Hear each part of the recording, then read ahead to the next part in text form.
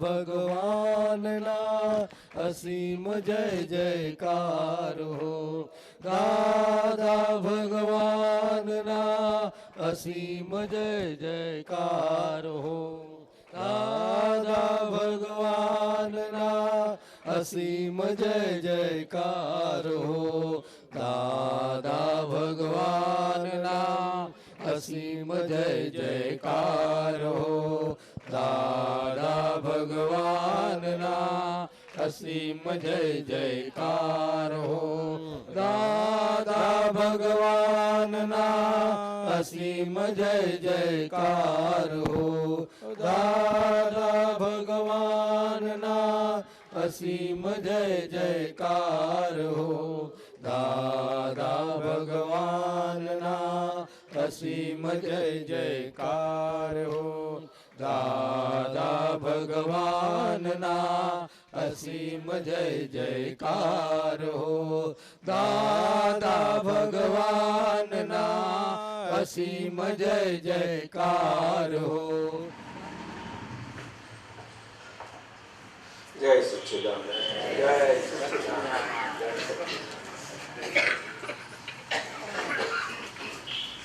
આપણે આ સત્સંગ ગઈ વખતના બાકી હતા લઈએ કે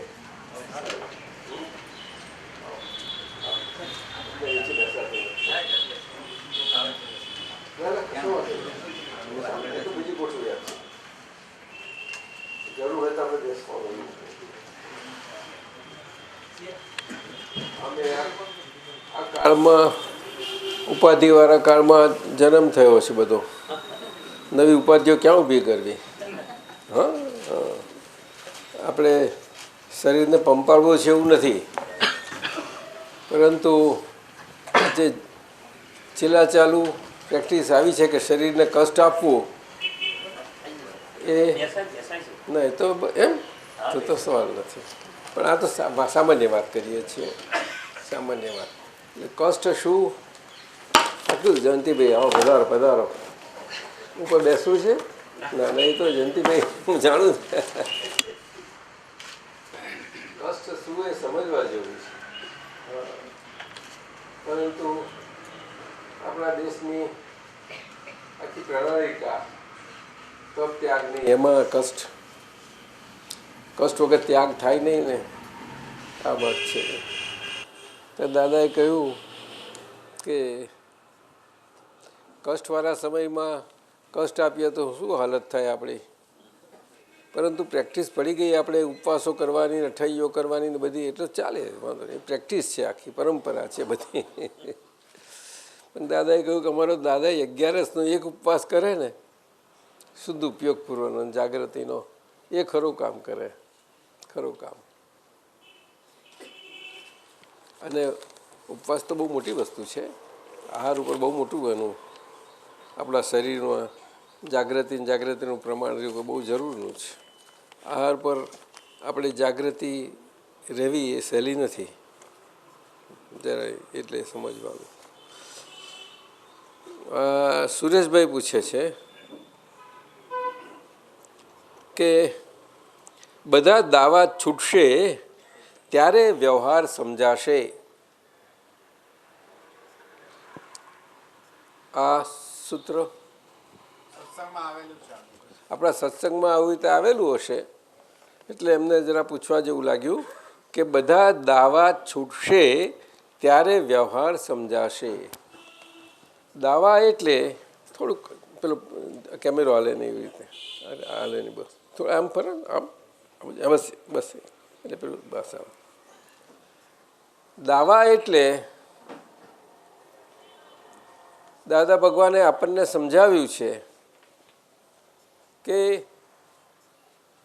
આપણે સર્વસામાન્ય જોઈએ છીએ કે આપણા બધા જીવનોમાં જે આપણને ટેવો એવી પડી ગયેલી હોય છે જીવવાની કે અરસપરસ આપણે સંબંધોમાં પણ જીવવામાં, આપણે રોજના જીવનમાં નજીકમાં આવીએ, ઘરમાં આવીએ, બહાર આવીએ, બધે જ એક જાતની પરંપરા છે. પરંપરાને કારણે આ બનેલું છે કે આપણું કયું કોક માને, અથવા તો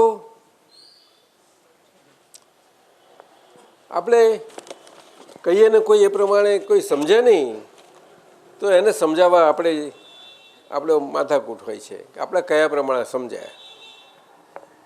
એટલે પોતાના હિસાબે સામા હોય એવી અપેક્ષા એક રહ્યા જ કરે છે કાયમની.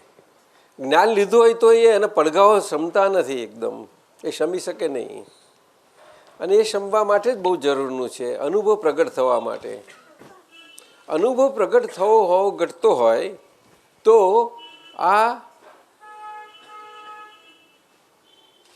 આપણે બીજાને ચલાવવા જઈએ એટલે કે મનાઈને બધી રીતે કોઈ પણ પ્રકારે જે આપણે બધા સમજીએ જ પાછા બુદ્ધિથી કે આ શક્ય નથી, છતાં અંતરથી આવું રહ્યા કરે છે આપણને.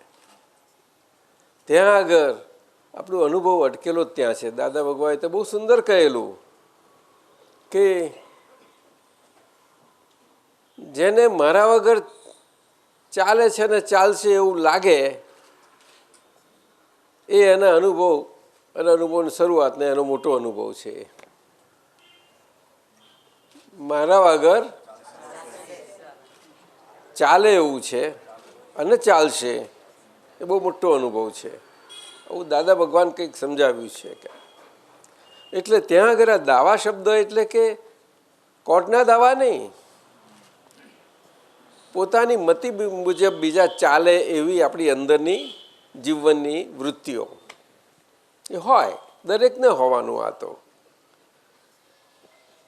આપણે સત્સંગમાં કહીએ છીએ ને કે માણસ એકલો તો છે જ નહીં ને, એ તો સામાજિક પ્રાણી છે. સામાજિક પ્રાણી છે, એકબીજાની સાથે રહેનારું પ્રાણી છે. એટલે અહીંયા આગળ અને એટલા માટે દાદાએ સમાજમાં રહેવાનો ગુનો છે એવું નથી કહ્યું ક્યારેય પણ સમાજમાં રહેવાની કળા છે એક જાતની, એ શીખી લો તમે આ કળા. એટલે તો આમ વ્યવહારમાં બધા કહે છે ને ગમતો બધાને ગમે, પરંતુ એમાં બધું જાત જાતનું બધું હોય છે. શું જાત જાતની રીતે બધો વ્યવહાર છે આ. એમાં દાદા ભગવાને આપણને જીવન કેવી રીતે અંતરથી જીવાય એ કળા બહુ સુંદર આપી, બહુ સુંદર આપી. અને એમના જીવતા દ્રષ્ટાંત, જીવંત દ્રષ્ટાંત ઉપરથી બધું કહ્યું, જીવન દ્રષ્ટાંત ઉપરથી. એટલે આ દાવો શબ્દ તો આ પ્રમાણે કે પોતાને ઈચ્છા પ્રમાણે એટલે કે પોતાનું ધારેલું હોય એના પ્રમાણે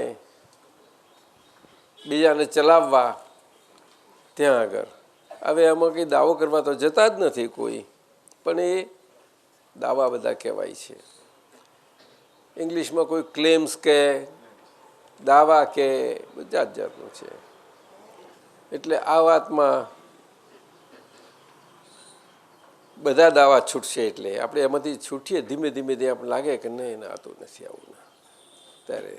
એટલે બીજાના કયા પ્રમાણે ચાલવામાં આપણે પ્રેક્ટિસ પાડવી પડે. અને એમાંય ખાસ કરીને ના ગમતા તરફથી અને ના ગમતા પ્રમાણે આપણે ચાલીએ એ પ્રેક્ટિસ પાડવી બહુ સારી પડશે બધાને. કેમ બેન તું હશે તો સાથી હસી કે બે એને બોલવાનું આપો અને બોલવાનું ફેરવતા રહેજો, ભલે એક રહ્યું પણ જજ્જર ફેરવવા મારજો. કારણ કે અમારે કાલે જ અમેરિકાથી આવ્યું અમારા બિપિનભાઈ કહે છે આ તમે આપણે રાખ્યું ને સરયુબેને કહ્યું કે દાદા કોઈ પ્રશ્ન કરે છે ને તો અડધો સંભળાય છે અડધો નથી સંભળાતો, એટલે આવતા પહેલાં બોલી નાખ્યું હોય ચાલુ. એટલે આપણે ઉતાવળ હોય છે આપણને બધાને ઉતાવળ. એ આપણે અહીંના કર્મની ભીડ ખરીને એટલે બહુ જટલી આપણે થઈ જઈએ છીએ. ધીરજને આ જમાનામાં અત્યારના કળિયુગમાં ધીરજથી બધા જ પ્રકારે રહેવું એ બહુ મોટું લક્ષણ છે. એ તો જ્ઞાન પ્રાપ્તિ માટેનું મોટું લક્ષણ છે અને જ્ઞાન સાચવવા માટેનું મોટું લક્ષણ છે એક. બોલો દાદા તમે કહો છો ને હાર્ટ એક્સેપ્ટ કરે છે. તમારે તો બોલાયું નહીં પાછું છે કે પાછું ફરતી કેવું તમે કહો છો ને હાર્ટ એટલે બધા સાંભળે છે એટલે કહે છે. તમે કહો છો ને હાર્ટ એક્સેપ્ટ કરે છે પણ આ શરીર એક્સેપ્ટ નથી કરતું. હા એટલે માથું એક્સેપ્ટ નથી કરતું, માથું શરીર નહીં. માથું એ શરીર છે, શરીર એ માથું છે. માથું હાર્ટ એક્સેપ્ટ કરે છે ને માથું એક્સેપ્ટ ના રહે, એનો અર્થ જ આ કે આપણે હજુ દાવા આપણેથી છૂટવાનું બાકી છે. આપણે શું કહે હજી દાવાથી છૂટવાનું હા, બાકી એટલે છે. આપણી અંદર રહેલા છે બધા. હવે એ તો કોઈને દેખાય નહીં ને ઉગાડા કશે, એમાં લખાણ પટ્ટી કશું હોતું, નોટિસો હોતી નથી, કશું જ નહીં. બધું છૂપું કામકાજ ચાલે છે. છતાંય આત્માની હાજરી છે એટલે છુપા છુપામાં એકબીજાનો થઈ જાય છે ખરા બધા વ્યવહારો થાય. હા, ના સમજાયું? એટલે જ કહ્યું ને, ના ગમતા તરફથી આવે તેને આપણે એ પ્રમાણે ચાલીએ ત્યારે છૂટવાનું આપણે પ્રેક્ટિસ પડતી જતી જશે. શું લાગે છે તમને? કોને? હા, ચોક્કસ હા, મોટે બોલો ને. ચોક્કસ. પણ દાદાજી ઓવરકમ થઈ જ જવાય છે. તમે તો બહુ છે તો જ છો. પ્રેક્ટિસ પાડવી પડશે. પ્રેક્ટિસ કેવી રીતના પ્રેક્ટિસ? ના ગમતા ને પ્રમાણે આપણે એને એ ચલાવે, એના ના ગમતા પ્રમાણે આપણને એ કંઈ આમ શરીરથી કે વ્યવહારથી કંઈ ચલાવવા નથી આવવાના બહારના, પણ અંતરથી કરશે એ બધું. તે પ્રમાણે આપણે એના પ્રમાણે આપણે રહેવાનું અંદરથી. ના સમજી? દાદાજી મારો નિશ્ચય છે, તમે શક્તિ આપો. એટલે દાદાએ કહ્યું કે આપણું તો આંતર વિજ્ઞાન છે. શું કહ્યું? અને આ બધી વાતો બને છે આંતર લેવલે બને છે. અને દાદા ભગવાને અહીંયા આ જ સમજ આપી આપણને કે અંદરથી જીવન જીવવાનું આપણે આ ભારતમાં બધાને જો સમજાવવામાં આવે છે એની ઢબ વિજ્ઞાન કે જેની પાસે ગપ્પું ના હોય કોઈ જાતનું. શું કહ્યું? હા, દરેકને અનુભવમાં આવે એવું હકીકત સ્વરૂપ હોય એ સમજાવે તો સરસ છે. જ્ઞાનની કંઈ જરૂર જ નથી. વ્યવહાર જીવવું કેમ તેની જરૂર છે.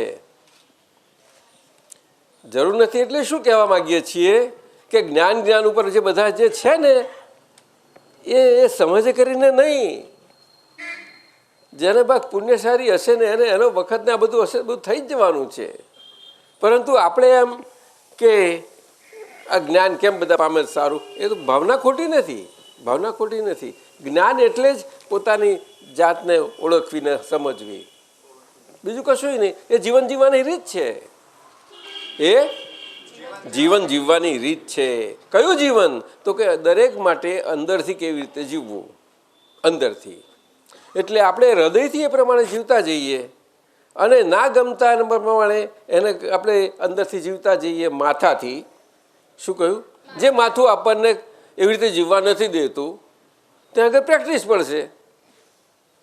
સમજાયું ને? એટલે માથું ધીમે ધીમે પછી હૃદયના કહેવામાં આવશે, નહીં તો હૃદયનું સાંભળતું નથી. એવું બને છે? માથું હૃદયનું સાંભળેલું બને ખરું મહેશભાઈ? મહેશાનંદજી? હે? હા, ના બને. એ તો તમને આપતા પુત્રોને ના બને, પણ અમારા બધાને તો બને ને. હે?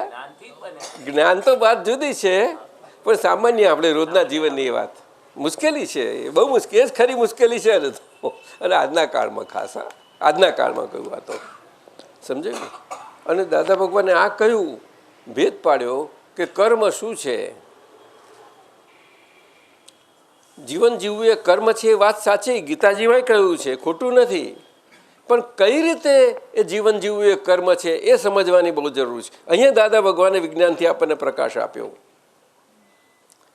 તમારો શ્વાસ ધબકે છે, જન્મ્યા છો, જીવન છો, મોટા થયા, હવે જીવે જાઓ છો ધબકતા શ્વાસથી. એમાં તમે જે જીવે જાઓ છો એ જીવવાનું તમારો જે અધિકાર છે એ તમારો કર્મ છે. શું સુરેશજી કહ્યું?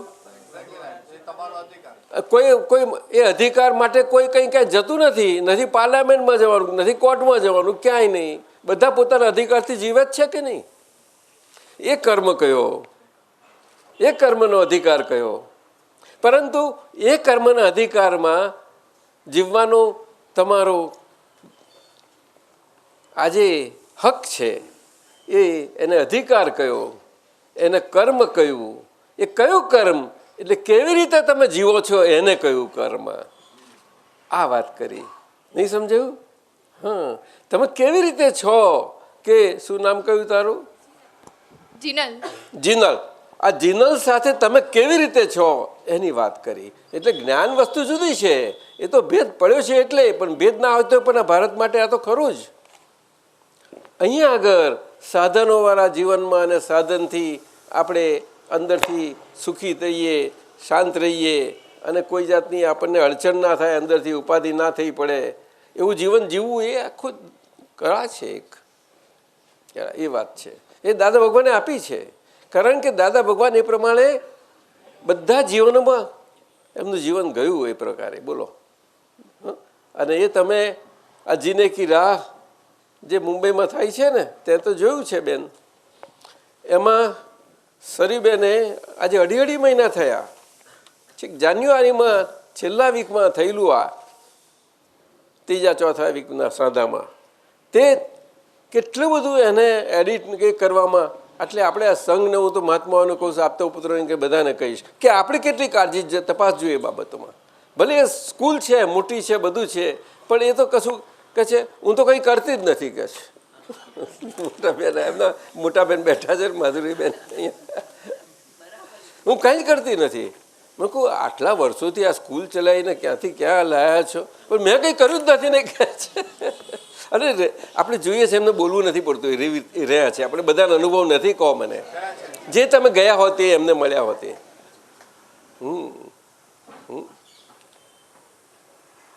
દાદાજી એટલે આ બહુ કળા છે. હા, આપણા બધા દાવા એટલે શું કે આપણી મરજી પ્રમાણે થાય. મરજી કોઈને બોલતું નથી, કોઈ એમ બોલવાની જરૂર નથી, પણ લાગે આ કેમ મારું માનતા નહીં હોય, હું આટલું કહું છું કેમ સમજતા નહીં હોય, આ બધું શું છે? તો પછી એ છે શું?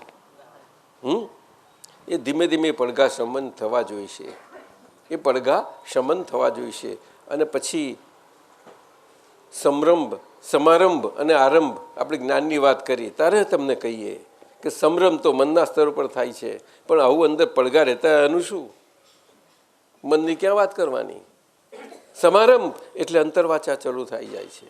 અંતરવાચા પછી એને શરૂઆતના લેવલથી તે પછી એ તો વાર ના લાગે ને. એને તો કેન્સરની માફક ફેલાતા વાર જ નહીં લાગે તમારે. અહીંયા જરાક ઊભું થયું ને ફેલાઈ જાય અંદર, ચાલે જ અંદર.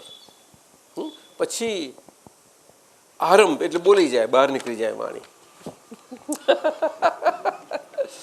એટલે આ તો શાસ્ત્રની ભાષા કહી તમને કે કર્મ આ શરીરથી જીવવાનો આપણો અધિકાર છે, એમાં કર્મ કેવી રીતે કામ કરે છે એ કહ્યું તમને. એટલે કે એ ત્યાં આગળ આપણા પડઘામાં પણ આપણે આપણું કરતાપણું ના હોય. એ તો આપણી આજ્ઞા છે, પણ એ આજ્ઞા પ્રમાણે રહીએ તે એ જોવાની બહુ જરૂર છે. કારણ વ્યવસ્થિત શક્તિ કરતા છે, આજ્ઞા છે. આજે બહાર બુદ્ધિશાળીને જે બુદ્ધિથી પોતાને તટસ્થપણે સમજવા માટે પ્રયત્ન જેના હોય ને એવી રીતે બુદ્ધિથી એનો બધો આખો આયામ હોય, એને પણ આપણે સમજાવી શકાય આ વાત તો આજના જીવનમાં. હા, પોતાને પ્રાપ્ત જીવનમાં આજે આ કેવું છે તે સમજાયું. એટલે બહુ આ દાવા શબ્દ બહુ મોટો છે. દાદા ભગવાને એમાં બધામાં એક શબ્દ મૂકી દીધું, કયું તો કે પોતાપણું.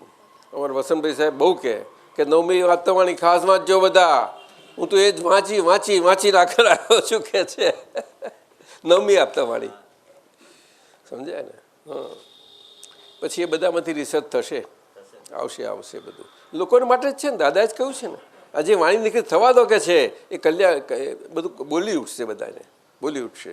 પણ બોલી ઉઠવા માટે જે જીવતા છે એ જીવતા નિમિત્તોની જરૂર તો પડશે જ. અને નિમિત્તો મારફતે કેવું નીકળે છે એની જરૂર છે. અમારા જયંતિભાઈ સાહેબ કેટલું પુરુષાર્થ કરે છે. હે, એમને ઉલ્લાસ હે જયંતિભાઈ સાહેબ. આ ઉપાદાન એટલે સમજ નથી પડતી મને. આપને ખ્યાલ છે કે એમના પર પ્રકાશ પાડો આપ. ઉપાદાન એટલે શું? ઉપાદાન એટલે ઉપાય, ઉપેય, ભાવ અને દાન. ઉપાદાન, ઉપ આદિ દાન. આદિ પુરુષ ઋષભદેવ દાદા ઉપ મૂળ. ઉપાદાન. ઉપાદાન શબ્દ બહુ મોટો છે ને. જૈન શાસ્ત્રમાં તો, જૈન દર્શનમાં તો એના માટે ખૂબ ખૂબ ચર્ચાઓ છે. અમારા ધીરુભાઈ સાહેબને પૂછો ને, આપો ધીરુભાઈ સાહેબને કહો. અમને જયંતિભાઈ સાહેબે આ બા સાથે અમે આવ્યા, આ ટાંકાનું કામ કર્યા પછી, ત્યાં કાઢ્યા પછી, અને આવતા એકદમ રસ્તામાં પૂછ્યું, અડધી ગાડી આવી હશે નહીં, કે દાદા આ ઉપાદાન એટલે શું સમજ કંઈ કે એટલે સહેજા સહેજ નીકળી ગયું. અમારે આ રેકોર્ડ વાગી ગઈ બધી એવી વાગી ગઈ એટલે બા આગળ બેઠેલા હોય પણ એમની પાસે તો હોય એમને તો રેડી જ રાખે પોતાનું. હા, એટલે આગળ ફટફટ હવે બોલવાનું હોય એમની જોડે હોય એટલી સ્પીડમાં પણ લખાય ખરું બધું. આવીને પછી એમને ફેર કરી નાખ્યું છે બધું. તો જયંતિભાઈ કહેતા હતા ગજબનું નીકળ્યું, બહુ ખુશ થઈ ગયા હતા સાહેબ. ના કોને આપો ને બોલે ફરીથી બોલો મોટેથી શું કહ્યું? ખૂબ જબરજસ્ત નીકળ્યું અને એની ઉપર તો બહુ લાંબો સત્સંગ જ્યારે ત્યાં કેલનપુરી મોટા પ્રોગ્રામમાં હોય તે વખતે આપલા બાપુ ઉપાદાન પર. હા, ઉપાદાન કેલનપુરી. હા સાહેબ ખોરી કાઢજો. અત્યારે તો એની બદલો આટલું કીધું પણ બહુ સમજાયું નહીં. ઉપાદાન ઉપાય એટલે પૂછતા હતા તમે ત્યાં કેલનપુરી બહુ સત્સંગ કરીને ઘણું સમજાવ્યું હતું પણ મને સમજાયું નહોતું એટલે સહેજે નીકળી ગયું. ઉપાદાન શું છે? ઉપાદાન એટલે એમને અમે સમજાવ્યું કે ઉપાદાન એટલે આપણને દેખાય ને એવું ઉગાડું ચેતન. શું કહ્યું? એ આમ શબ્દ તો મૂળ ચેતનને લાગુ પડે છે પણ એ કયું ચેતન મૂળ? તો કે આ બધા એને ચેતન તો બહુ ગાયા કરે છે ને પ્રાપ્ત કરવા માટે માથાકૂટ કરે છે બધા. તે ચેતન ઉઘાડું હોવું જોઈએ. આપણી બુદ્ધિ એક્સેપ્ટ કરે એવું હોવું જોઈએ. આપણી મનની રેશનાલિટી એક્સેપ્ટ કરે એવું હોવું જોઈએ. આપણું એથિક્સ એને એક્સેપ્ટ કરે એવું હોવું જોઈએ. મધુસૂદનભાઈ સમજાયું ને? અને આપણું લોજિક જે કહો તે બધું એને એક્સેપ્ટન્સ થઈ જાય. આમ સહેજ લાગે કે ઓ આ વાત બધું એટલે એમાં વાણી નિમિત્ત બને છે. શું કહ્યું? વાણી નિમિત્ત બને છે. અને એમનું ચેતનનું ઉઘાડાપણું જે દેહ માધ્યમે બધું બહાર પડે છે વાણીના માધ્યમ દ્વારા અને પોતાના દેહના માધ્યમ મારફતે એને ઉઘાડું ચેતન કહેવાય. એટલે એને પ્રત્યક્ષ કહ્યું. એટલે જ્યાં સુધી પોતાને પ્રત્યક્ષ નથી થયા ત્યાં સુધી એ બીજાઓના માટે પ્રત્યક્ષપણે ઉઘાડા ચેતન સ્વરૂપે ઉપાદાન સ્વરૂપે હોઈ ના શકે. ધીરુભાઈ સાહેબ આપને શું લાગે છે કહો? આપ બહુ શાસ્ત્ર જ્ઞાની છો. બહુ અદ્ભુત લાયકાત તમે દેખાડી દીધી. લાયકાત નથી આ ઉપાદાનની શબ્દની લાયકાતની સમજણ. ઉપાદાન શબ્દ બહુ ગંભીર છે. જૈન દર્શનમાં તેના માટે બહુ ચર્ચાઓ થઈ છે. એના માટે પીએચડીઓ થાય છે સાહેબ. ઉપાદાન નિમિત્ત ખરી તો નિમિત્ત ઉપર પીએચડી કરવા જેવી છે અને જગ્યાએ ઉપાદાન પર થાય છે. કમલેશ આનંદજી હસે છે. નિમિત્ત વગર તો ઉપાદાન ડેવલપ જ નથી થઈ શકે. ના એ બરોબર છે પરંતુ એ આખું વૈજ્ઞાનિક સમજથી એટલે અનુભવ પ્રમાણથી સમજાવાય નહીં ત્યાં સુધી એનો પ્રકાશ ખુલ્લો ના થઈ શકે. થાય ખરો બીજો વ્યવહારથી થવાનો છે મના નહીં પણ દરઅસલ ના થઈ શકે. પ્રદીપાનંદજી આપ શું કહો છો? કિંમત દરઅસલની જ છે. દરઅસલની જ કિંમત છે. પ્રત્યક્ષ. હા પ્રત્યક્ષ. આપણે મહાત્માઓને જ્ઞાન મળ્યું પ્રગટ થઈ ગયા બધા પણ પ્રત્યક્ષ થવા માટે તો આજ્ઞા ધર્મ છે સાહેબ. કરેક્ટ. દાદા ભગવાને જસુભાઈ સાહેબ બહુ સમજી ગયા હતા આપણા વડીલ અને એમને આજ્ઞા ધર્મ પર તો બહુ આજ્ઞા ધર્મ એમને પ્રશ્નો કર્યા છે દાદાને અને એના પરથી બધું ઘણું નીકળ્યું છે એમાં તો. આમ આજ્ઞા આપણને પરોક્ષ મળી છે જરૂર પણ કોને પરોક્ષ મળી છે કે જે પ્રગટ થયા છે એને મળી છે. શું કહ્યું? અને એટલા માટે એમના માટે આજ્ઞા એ ધર્મ સ્વરૂપ થઈ પડ્યું એમનું જીવન. બાકીનો બધો વ્યવહાર શું કહ્યું? બધો વ્યવહાર ધર્મ સ્વરૂપ થઈ પડ્યો. અને એ બધા વ્યવહારમાં જે આ કળિયુગમાં તપ શોધવા ના જવા પડે, બહાર નીકળીને તપ કરવાની જરૂર જ નથી, એવા તપ ઊભા કરનારા બધા નિમિત્તો હાજરા હાજર છે પોતાની અંદર અને બીજા બધા વ્યવહારોમાં. અંદર છે તો બહારના વ્યવહારોમાં હોઈ શકે, નહીં તો કઈથી લાયા? ના સમજાયું બેન? સમજાયું દાદા. હા, અંદર છે તો બહાર બધો વ્યવહાર છે. વ્યવહાર કોને કહ્યો? જે અંદર છે તે બહાર આપણને આ બધા આકાર બધી રીતે વિચારો આ તે એના આદાન પ્રદાનથી આપણને સમજાય છે કે આ વ્યવહાર છે એ રીતે, પણ અંદર છે માટે, નહીં તો નહીં. વ્યવહાર શબ્દ જ અહીંયા આવે છે એટલા માટે નિશ્ચય ને વ્યવહાર બે સાથે રાખ્યા. શું કહ્યું? નિશ્ચય એટલે ચેતન અને વ્યવહાર એટલે પૂતગલ, અને પૂતગલનો વ્યવહાર. નિશ્ચય એટલે ચેતન અને ચેતનનો વ્યવહાર. પણ ચેતનનો વ્યવહાર ચેતન જ હોય કે નહીં? બોલો ને, કે જડ હોય? હા, અને પૂતગલ ને પૂતગલનો વ્યવહાર, તો પૂતગલનો વ્યવહાર ચેતન હોઈ શકે? સીધી વાત છે, કારણ કે આપણે જોઈએ છે કે ટકતો નથી આ. હા, અને પેલો તો ટકે છે એટલું સવાલ, ટકવાનો સવાલ જ નથી એના માટે, એ છે જ. એટલે તેને અચ્યુત સ્વભાવ કયો? અચ્યુત. એક એક ગુણો એવા સુંદર છે, એને એના વ્યવહારના સંદર્ભમાં જો આપણે સમજીએ ને તેમ આપણું અંદર ખીલતું જતું જાય. અમીન સાહેબે બહુ પ્રયત્ન કર્યો છે થોડો આત્માના અનંત ગુણધર્મોમાં, એમને થોડું સારું એવું લીધું છે. સારું સમજાયું? આપણી પાસે બધું ઘણું બધું છે, પણ ક્યાં મૂકી રાખ્યું છે બધું? કંઈનું કંઈ એક એક આમ કાઢીએ, પ્રયોગ કરીએ, આમ તેમ તેમ આખા જીવનમાં આખો દિવસ જાય છે, એમાં અંદરથી જે નીકળ્યા કરે છે એમાં રહીએ છીએ આપણે. એની જગ્યાએ આપણે આપણામાં રહી શકીએ અને વ્યવહારમાં રહી શકીએ, એવું બધું અંદર ખજાનો પડે. એક એક કાઢવાનો, ચલો આજે આનો પ્રયોગ કરીએ, આ લઈએ, ચાલો આ લાવો, કાઢો. સોનલબેન, તમે માથું પણ ઉપયોગ કરવાનો. શું એટલે ઉપાદાન શું સૂચવે છે?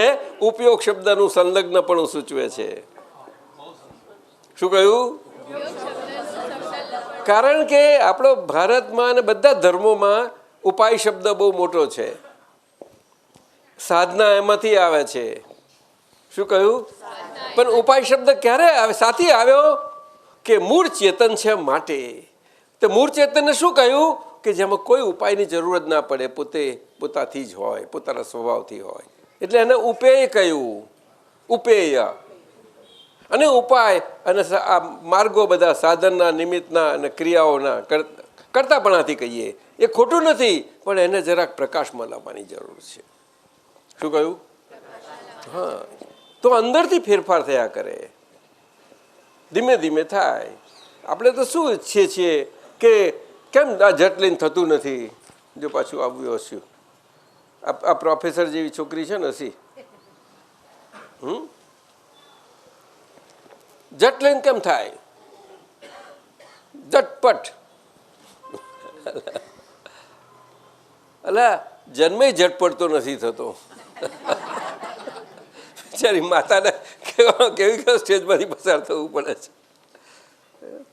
સમજવું જોઈએ. ઉપાય, ઉપાદાન, ઉપાય, ઉપેય. એટલે ઉપાદાન શબ્દ મૂળ ચેતનને લાગુ પડે છે, એ જળને, પૂતગલને લાગુ ના પડી શકે. અને એટલા માટે શુદ્ધ ઉપયોગ એ પુરુષાર્થ આવ્યો. શું કહ્યું? ઉપાય એટલે ઉપેય જે છે, જેને પ્રાપ્ત કરવા માટેના ઉપાયો છે, એમાં એ કયા ઉપાયથી? કે અંદર જીવવાની રીતના ઉપાયોથી, કે કેમ કરીને આપણે એને પ્રાપ્ત કરવાને, એને જે આપણે સંજોગો ભેગા થઈ જાય ને બધું થાય અને એનો આનંદ આવતો જાય. જે સ્ટેશન જવું છે નજીક આનંદ આવે જ ને, કે આવ્યું મુંબઈ આવ્યું થાય કે નહીં? આ સુરત જાય કે ચલો અડધું આવે, હવે આપણે મુંબઈ તરફ જઈશું, થાય જ કે નહીં? સીધી વાત છે. આવી રીતે છે. એટલે બહુ ઉપાદાન શબ્દ ઘણો મોટો છે. એ નિમિત્ત અને બેને લાગુ પડે છે. નિમિત્ત હોય ત્યાં ઉપાદાન હોય જ. પણ જે જૈન દર્શનમાં સમજાયું છે બધાને, બહુ સારા બુદ્ધિશાળીઓ અને શાસ્ત્ર જ્ઞાનીઓ અને બહુ વિચારકો, પ્રબળ વિચારકો એમાં છે, એમને સમજાયું છે કે ના, ઉપાદાન મૂળ હોય તો નિમિત્ત એની મેં આવીને મળશે. આવું સમજાયું. આ વાત મુશ્કેલી પડી ગઈ. એક સત્પુરુષને ખોજ, પછી એ ખોજ જ બંધ થઈ ગઈ આપણી. આ તો મોટી ભૂલ કહેવાય નહીં ને? બહુ શ્રીમદ જેવા શ્રીમદ જે ખાતરીથી બોલે છે, એક સત્પુરુષને શોધ, અને એ તને મળે તો એની પાછળ પાછળ એની પોતે વયો જા કે છે, એના શબ્દે શબ્દ બધું જે હોય તે એને પગલે પગલે મૂકીને ચાલ્યું જા, અને પછી તને મોક્ષ ના મળે તો મારી પાસેથી લઈ જાય. હું તને ખાતરીથી કહું છું. સત્પુરુષ, એ સત્પુરુષને શાસ્ત્રમાં પુરાણ પુરુષ કહ્યું છે. શું કહ્યું?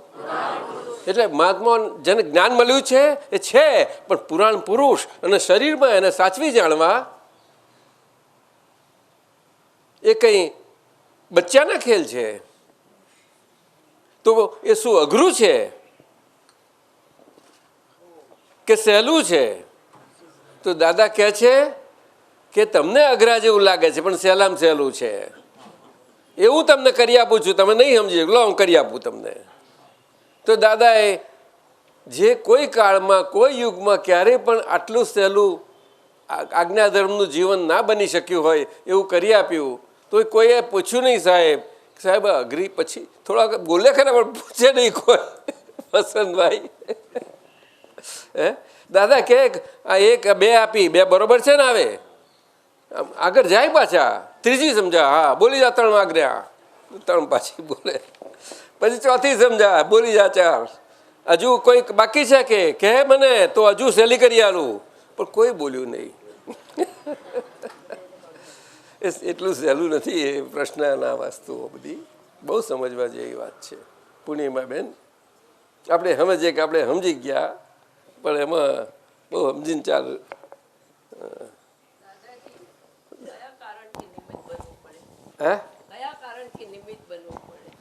આપણે આપણા મૂળ ચેતન શુદ્ધાત્માના મૂળ કારણથી, કારણ કે આપણને મૂળ કારણ પ્રાપ્ત થયું છે. મૂળ કારણ કેવું? કે કાર્ય કરતું, ક્રિયાકારી. કેવું? તારે ક્રિયાકારી એટલે આપણે કશું કરવાનું નહીં, એનો અર્થ એવો નથી સાહેબ. શું કહ્યું? ક્રિયાકારી એટલે આપણે કંઈ કરવાનું એવું નથી, પરંતુ આ કળિયુગમાં અદ્ભુત અક્રમ વિજ્ઞાન જે નીકળ્યું દાદા ભગવાનથી, જે બધાને પ્રાપ્ત છે, બધાના અનુભવો છે કે જ્ઞાન ક્રિયાકારી છે. એ તો શાસ્ત્રનું પ્રમાણ છે, અંતિમ પ્રમાણ છે, ચરમ પ્રમાણ છે આખું.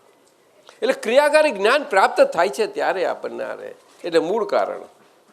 પણ એ ક્રિયાકારી આપણને પ્રાપ્ત થયું છે, એ હવે આપણને ક્રિયાકારી સ્વરૂપે પ્રાપ્ત થયું, બીજ સ્વરૂપે.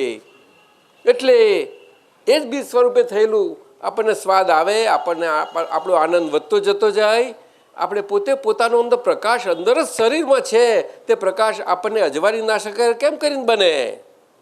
એટલે બે દ્રષ્ટિથી પહેલી મુખ્ય કહી કે વ્યવહાર દ્રષ્ટિથી હું નામધારી છું અને નિશ્ચય દ્રષ્ટિ શુદ્ધાત્મા છું. તો નામધારી શું છે? તો કે માનતા હતા કે એ આપણી ચલાયેલી ચાલે છે, બોલવાની જરૂર જ નથી, એમાં અંદરથી જીવે જ એવું. પણ ના, એવું નથી. અમે અનુભવ પ્રમાણથી આખું બ્રહ્માંડ જે અમે ફરીને આવ્યા છીએ, પરમાણુ આખું વિચારી નાખ્યું છે, કોઈ ચીજ બાકી નથી રહી. ત્યારે 58ની સાલમાં અનુભવ ખુલ્લો થયો. આ 58 એ કહ્યું દાદાએ, અને આપણે બધા જાણ્યું છે આ શું. અને આ જીવનની રાહમાં બધા એમનો આવે જ છે હવે. એટલે હવેના બધા જ્ઞાન પછીનું જ બધા આવશે. જે એમના નૃત્ય નાટિકાઓ થશે, ઓછા 3, 4, 5 તો થઈ જાય, 3, 4 થવાની જ છે. બધું જ એ કવર કરવા માગે છે. એટલે આજ્ઞા એ ધર્મ અને આજ્ઞા એ તપ, બે દ્રષ્ટિ મુખ્ય આપી, પરંતુ એ બે દ્રષ્ટિથી રહી શકાય એવું છે નહીં. એટલે તમને આપણે આ જીવન જીવવાનો વ્યવહાર છે તે પરિગ્રહથી મુક્ત થવામાં આપણે પછી કરવાની સંજ્ઞાઓથી આવેલા ને, છોડવાની કરવાની એમાંથી, એટલે ના થાય. એટલે એમનો અનુભવ આપણે હાથમાં મૂકી દીધો કે અમારો અનુભવ તમને આપીએ છીએ એ પ્રમાણે જીવજો. એટલે કેટલી એમને આ જ્ઞાન બીજ પડ્યું છે. એમની પોતે કેવા હશે, પુરુષ કેવા, સામર્થ્ય કેવું તો આપ્યું છે. બચ્ચાના હાથમાં આ મૂકવામાં આવે એવું થઈ ગયું, રમત કરતા બચ્ચાઓ. નહીં તો એ ના મુકાય કોઈને. વ્યવસ્થિત શક્તિ એ કરતા છે. એ આજ્ઞા કોઈ કાળમાં ખુલ્લી નથી પડી. આ તો આટલો અદ્ભુત આશ્ચર્યકાર છે, એમ જ આ બન્યું છે. સમજો, બહુ જ સમજો. આશ્ચર્યકારમાં. પરંતુ સાથે સાથે કહ્યું છે કે આ બાકી તમારો વ્યવહાર રહેલો છે, એ વ્યવહાર રહેલો છે. એટલે વ્યવહારનો ચોપડો બંધ કરી આપ્યો, અને એટલા માટે હું મારી અનુભવ પ્રમાણની આજ્ઞા આપું છું. પણ એ વ્યવહારનો ચોપડો બંધ તો કરી આપ્યો, પણ જીવન જીવશો એટલે પાછો વ્યવહાર ઉછળશે, તો શું કરશો? તમને બંધ રહ્યો શરૂમાં તો ઉપશમ થઈ જાય છે, તો બધાને થોડા દિવસ મજા પડી જાય છે, પણ પછી એમ ઉપશમ રહે નહીં ને. અંદરનું પ્રેશર આવે તો પ્રેશર આવે કરું થાય. પેલા પ્રેશરોમાં આપણે વ્યવસ્થા હોય છે અહીંયા, જેને જેવા પ્રેશર અંદરના.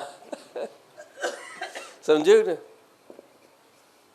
અમને આ ઉપશમ વર્ષોના વર્ષો સુધી રહેલું અદ્ભુત. પણ એ છત્રછાયા એવી હતી ને, છત્રછાયા ચાલતા હતા અને આપણે ચાલે કે હાય મજાથી કરીએ છીએ. એવી અદ્ભુત રક્ષણની છત્રછાયા હતી, અદ્ભુત હતી બહુ. અને આજ્ઞાધર્મ એ મારી છત્રછાયા બધાને માટે, કોઈને માટે થાય તો પૂછી લે કોઈને પણ કે આ છત્રછાયા કેવી રીતે આપણે કહી શકીએ, હાજર નથી તો. બહુ સમજવા જેવું છે. એટલે ફાઇલોનો સંભાળ નિકાલ, ફાઇલ નિકાલ આ શબ્દ મૂકીને કલ્પના કમાલ કરી દીધી. સંભાવ શબ્દ મૂકી બેસાડી દીધો અંદર, પણ પછી સંભાવ રહેશે કે નહીં એ છોડી દેવાનું આપણે. એ દરેકે તપાસી લેવાનું આવે, એ તો ખરું જ ને. એટલે આપણા માટે જ થયું ને આ તો. હા, અને શુદ્ધાત્માનું ખાતું, આપણું વ્યવહારનું ખાતું હવે અત્યાર સુધી ચાલુ રહ્યા કરતું હતું, જન્મ મરણના ચક્રાવાનું બંધ થઈ. હવે આપણે તો મુક્તિનું ખાતું ચાલુ થયું, એટલે શુદ્ધાત્માનું, શુદ્ધાત્મા સ્વરૂપે. એટલે અદ્ભુત છે. હા, કોણ બોલે? ના, તમે હાથમાં લઈને બોલજો. હા, એટલે બધાને પછી આ છે ને બધે જ જાય છે. આ છેક અમેરિકા સાંભળે છે, તમને ખબર નથી. આજે કેલિફોર્નિયામાં સંભળાય છે. કાલે જ મારા બિપિનભાઈનો ફોન આવ્યો કે આટલું અને એટલું ક્લિયર સંભળાય છે. પરંતુ ઇન્ટરનેટમાં ક્યાંક આ બધા તમે ત્યાં કનેક્શનો કરો છો, પણ જેને પૂરું જ્ઞાન નથી એવું થયું છે. પણ જો મેળવીને જ વધારે સારું છે. બાકી અત્યારે એટલી ટેકનોલોજી સુંદર છે કે બહુ ક્લિયરલી બધી રીતે જઈ શકે. હવે એનું કંઈ કારણ હશે, ડિફેક્ટ હશે, પણ મોટે ભાગે સંભળાય છે ને બહુ ક્લિયરલી સંભળાય છે બધા. અને પેલા શરીરબેન તો અત્યારે તો એટલા, જો એક શબ્દ સાંભળતા હશે. આપણે એમને પૂછી ના છે કે શરીરબેન સાંભળો છો તમે? અત્યારે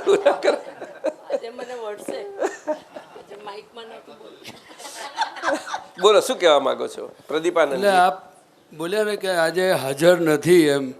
ના, એવું નથી. એટલે મને એમ થયું કે આપણને કોઈને લાગે ને કે દાદા કોઈ આજ્ઞા તે હું છું, કે આજ્ઞા તો દાદા સાચું, પણ આજે અમારે આજ્ઞા માટે અમારે પૂછવું હોય તો તમે ક્યાં છો? એટલે એ રીતે કહું. તો દાદા આપ છો ને તો ખોટ દેહ તો એ બદલાય. વસ્તુ હું એમ ના કહી શકું હું છું. આપણે બધા કહી શકીએ, આપણી જરૂર છે આપણે બધાની. પણ દાદા ગેરહાજર કઈ દાદા એવા છે કે અહીંયા એક જ જગ્યાએ રહે બીજે ના રહે?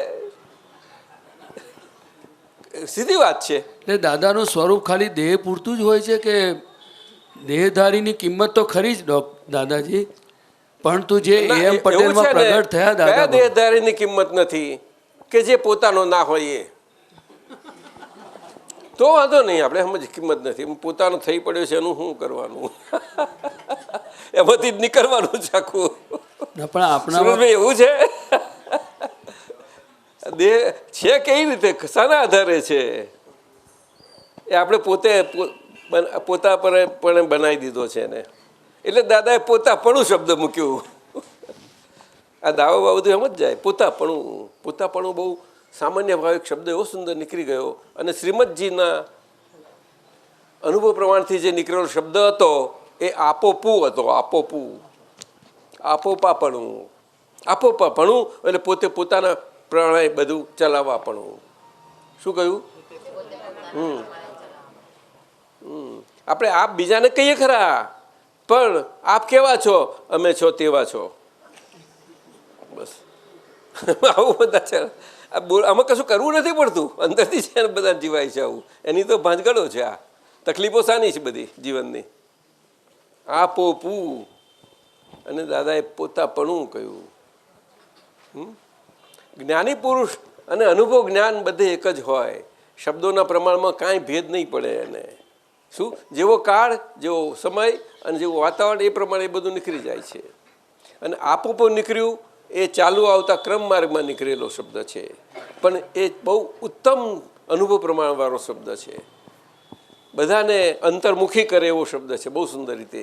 જો સમજીને એ પ્રમાણે જીવન આપણું બધું ગોઠવાતું જતું જાય તો સમજાયું ને. પણ એ બધું અનુભવ વાણી વિસ્તારથી સમજવી જોઈએ આપણે, વિસ્તારથી. અને દાદા ભગવાનનું પોતાપણો શબ્દ નીકળ્યો એ આખો અક્રમ રીતે નીકળ્યો છે, આ અક્રમ રીતે. અને ખાસ કરીને મહાત્માઓ માટે, મહાત્માઓ માટે શું કહો છો? આપતા પુત્રો તો તમે બધાને ગાઈડ કરો બધાને, પણ બીજા બધા શું કરે?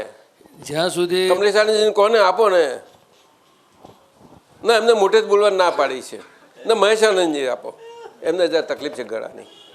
મોટેથી બોલજો સાહેબ. મહાત્મા માટે નહીં, શું કહ્યું? બધા માટે છે. બધા માટે છે કે લો મહેશ આનંદ. બધા આ શું કોને આપ્યું બધા? આ તો ઉપાદાન મંદરબાનું એમનું ફેર કરેલું આવ્યું. પછી કોઈ વખતે અક્રમ વિજ્ઞાનમાં આવશે. પદ લઈએ જય સચિન. કરમ સદની છે એટલે આવો સરદાર અવાજ મોટો હોય. અમારા ફોઈ આવ્યા છે, દીપક ફોઈ, અમે ફોવાજી ત્યાં બેઠા છે.